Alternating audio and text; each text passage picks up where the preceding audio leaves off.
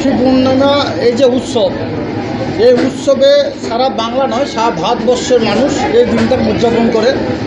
এই দিনে সারা ভারতবর্ষের মানুষের কাছে বিশেষ করে যে বোনেরা যে ভাইদের হাতে রাখি ভাঙছে, সেই ভাইদেরকে বলবো সেই বোনদেরকে সুরক্ষিত জায়গায় নিয়ে যাওয়ার জন্য, তাদেরকে সুরক্ষা দেওয়ার জন্য।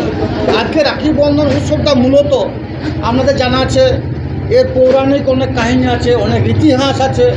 সেসব বিষয়ে রোমন্থন করতে না গিয়ে আমি শুধু রবীন্দ্রনাথ প্রসঙ্গে যদি বলি, আমাদের বিশ্ববরেণ্য কবি তিনি যেটা চেয়েছিলেন, যেমন বঙ্গভঙ্গ আন্দোলন রোধ করে দিয়েছিলেন এই রাখি বন্ধন উৎসবের মধ্য দিয়ে।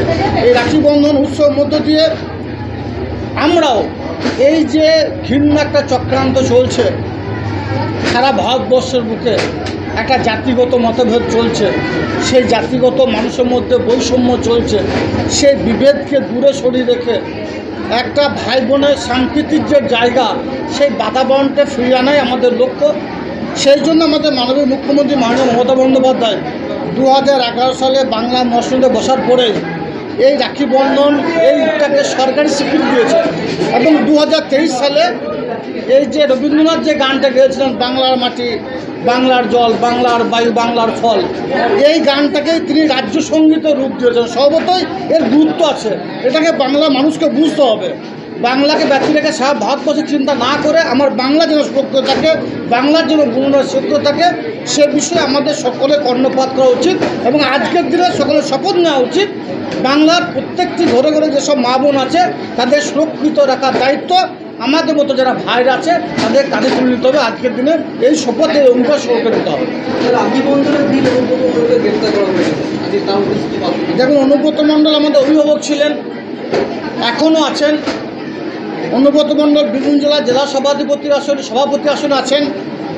বীরভূম জেলা তৃণমূল কংগ্রেস সংগঠনটাকে তিল তিল করে তিনি গড়ে তুলেছেন। সর্বতই টিম অনুব্রত হিসাবে আমরা কাজ করছি। অনুব্রত মণ্ডল আছে অবর্তমানে, তাকে মিথ্যা মামলায় তিহার জেলে বন্দি রাখা হয়েছে। তার প্রমাণ আপনারাও পেয়েছেন, আপনাদের মাধ্যমেও দেখেছি।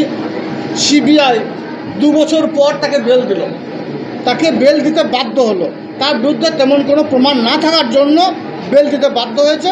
আমরা আশা করি ইডির যে মামলা আছে সেটাও আমাদের যে পুজো আসছে দুর্গাপুজো আগে অনুব্রত মণ্ডল বেল পেয়ে যাবে, বেকসুর খালাস পাবে এবং আমাদের মধ্যে থাকবে। বীরভূম জেলার নেতৃত্ব দেবে।